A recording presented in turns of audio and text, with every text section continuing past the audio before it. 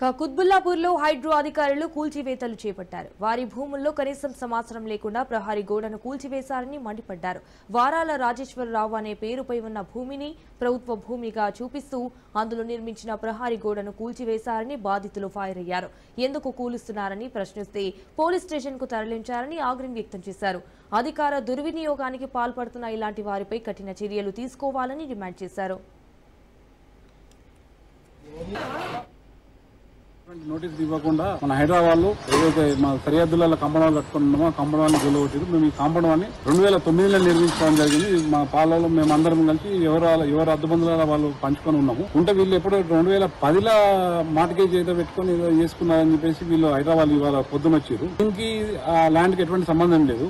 ఆ మార్టిగేజ్ పెట్టుకున్న survey number వచ్చేసి సర్వే నెంబర్ 29, నా ప్రాపర్టీ వచ్చేసి సర్వే నెంబర్ 16 and 28.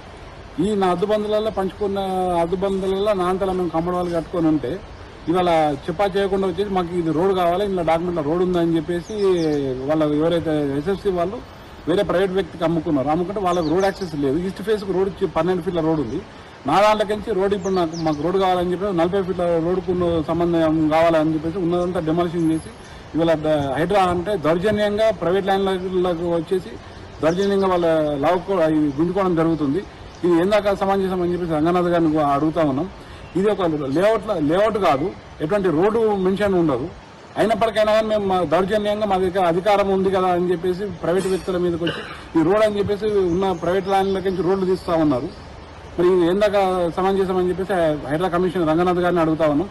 దీని మీద మేము కోర్టుకి అప్రోచ్ అవుతా ఉన్నాం. ఎటువంటి నోటీసులు ఇవ్వలేదు మున్సిపల్ కానీ వీళ్ళు రంగనాథ్ కానీ ఎటువంటి హైడ్రా నుంచి ఎటువంటి నోటీసులు ఇవ్వడం ఇవాళ పొద్దున ఎట్లా అంటే పొద్దున్న దొంగల వాళ్ళకి వచ్చారు, మమ్మల్ని మేము మీరు కోసం పోలీసు వాళ్ళతో లిఫ్ట్ చేయించారు, పోలీస్ స్టేషన్ పంపించారు.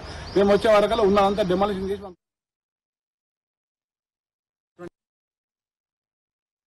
ఇప్పుడు మేము రోడ్డు మీద వచ్చి ఉన్నాము. మాకు ఎవరు అసలు దిక్కుపోతే ఎవరు నష్టపోయినాము. మాకు ఎవరు ఇస్తారు ఈ నష్టాన్ని? ఎవరు కొడుతారు? కష్టజీవులు మీద కష్టం చేసుకుని బతుకుతామంటే ఉన్నైపోయినా ఉంచుకునే పోయినా అన్ని పోయినా మాకు ఇంకేంటి దిక్కు చెప్పండి మీరే. ఒక నోటీస్ కూడా రాలేదు కూలగొడుతున్నామని వస్తువులు